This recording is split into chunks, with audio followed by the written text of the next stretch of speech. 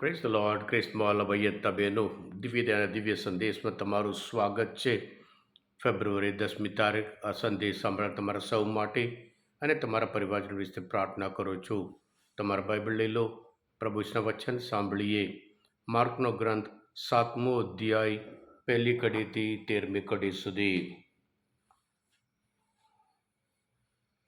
એક વખતે ફરોશીઓ અને યરુશલેમથી આવેલા કેટલાક શાસ્ત્રીઓ યેસુની પાસે ભેગા થયા.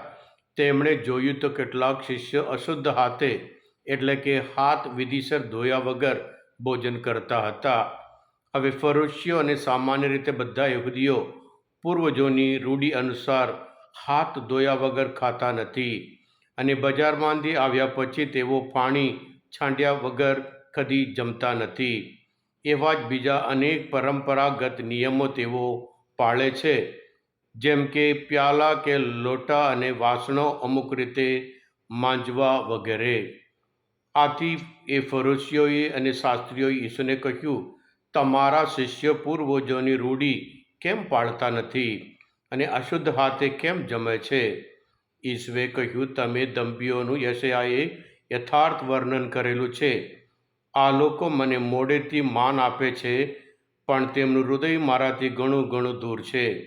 તેઓ મારી પૂજા કરે છે તે નકામી છે, કારણ તેઓ માણસના કરેલા નિયમોને ધર્મ સિદ્ધાંતો તરીકે પ્રબોધે છે.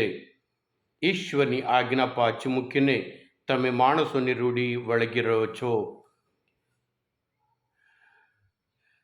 તમે તમારી પરંપરા રૂઢિને ખાતર ઈશ્વરની આજ્ઞાને ફોગ કરો છો. આવું તો તમે ઘણું કરો છો. આ પ્રભુની વાણી છે, તે આપણો આધાર છે. ખ્રિસ્મોલ ભાઈ બહેનો, પ્રભુ ઈસુ બહુ પ્રખ્યાત થયા એટલે યરુશલેમથી અમુક આગેવાન આવે છે શું ચાલે છે જોવા માટે.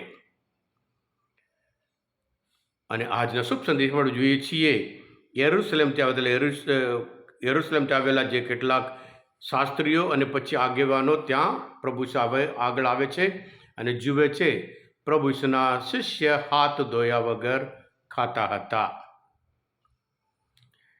યહૂદી એવું માનતા હતા, હંમેશા બાહ્ય દેખાવમાં વધારે માનતા હતા.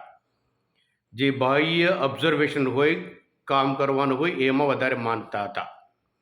એમને પવિત્રતા એટલે આ જે માણસો કરેલા રૂઢિઓ છે એ પાલન કરવાનું એમાં માનતા હતા.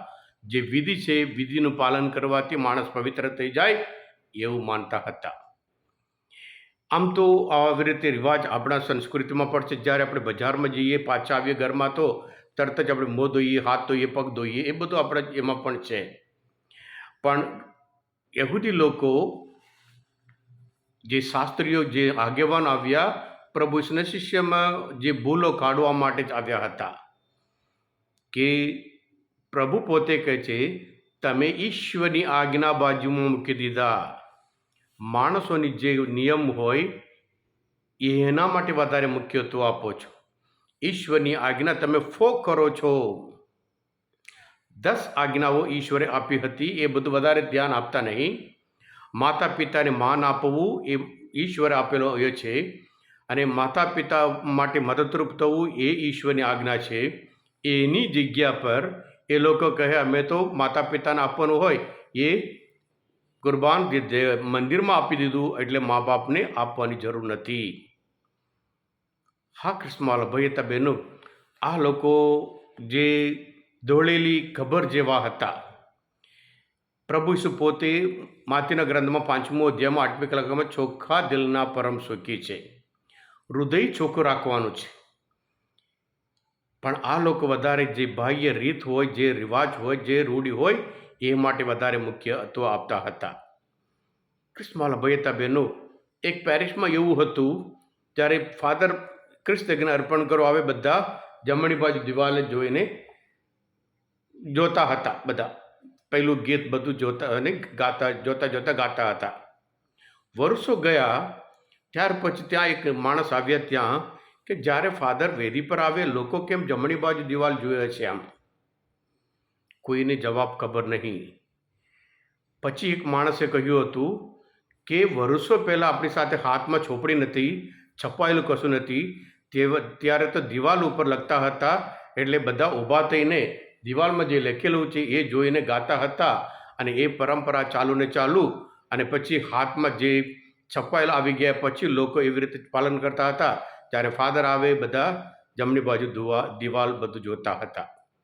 હા કૃષ્ણમાલ ભયતા બહેનો, આજે જેવી રીતે આ લોકો ફરશી લોકો, આગેવાન લોકો હોય, આપણે પણ અમુક વખત માત્ર બાહ્ય દેખાવમાં વધારે મુખ્યત્વ આપે છે.